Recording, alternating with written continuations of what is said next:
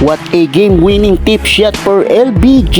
Pinaiyak ang Indiana Pacers. Halos hindi makapaniwala si Tyrese Haliburton sa nangyari mga idol. Tuwang-tuwa naman sila Luka at Austin Reeves. Los Angeles Lakers versus Indiana Pacers. Wawakasan na ng Lakers ang kanilang losing streak. So opening quarter, Luka to Jackson Hayes, alley-oop lob pass. 6-2 nating start ang panimulang opensa ng Purple and Gold sa pangunguna ni Luka at Austin Reeves na siyang bumubuhat sa opensa mga idol. Sagutan ng step back jumper si Luka at Tyrese Haliburton. Hindi nagparamdam si LeBron sa opening quarter. 0 of 3 from the field.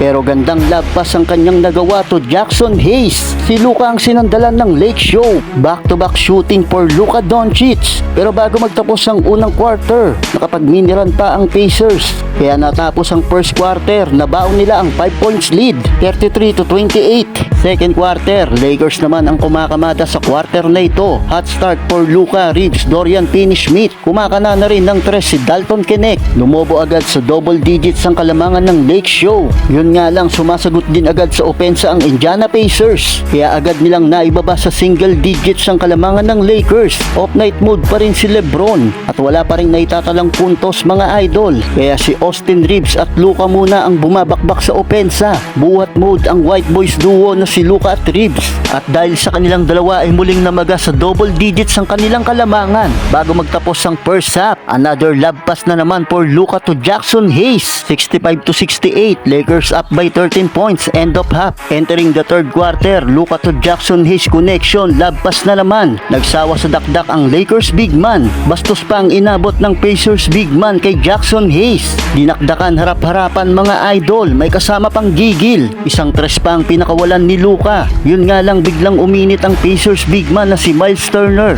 Sunod-sunod na tres ang kanyang binitawan.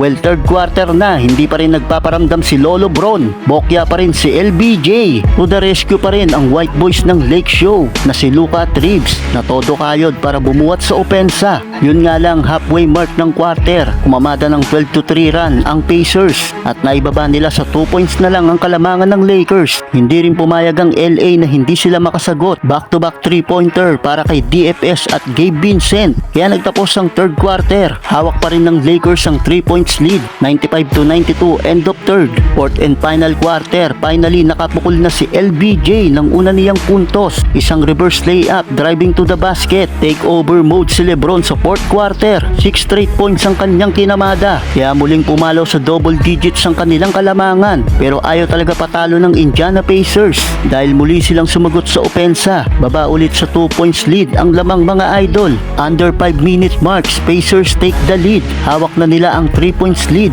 Si Benedict Maturin at Miles Turner ang bumibirada sa Pacers mga idol. Yun nga lang, ayaw din patalo ni Luka. 5 straight points to retake the lead. Under 2 minutes marks ay nag-take over naman itong si Haliburton. Pinasayaw lang nito ang depensa ni Luka. Isang end-one play pa kaya nakuha ulit nila ang 1-point lead, 118-119. Pero last 10 seconds, LeBron James game-winning tip shot. What a buzzer-beater tip shot for LeBron. Halos hindi makapaniwala si Tyrese Haliburton sa nangyari. Sa uli, panalo pa ang Lakers sa final score na 120-119.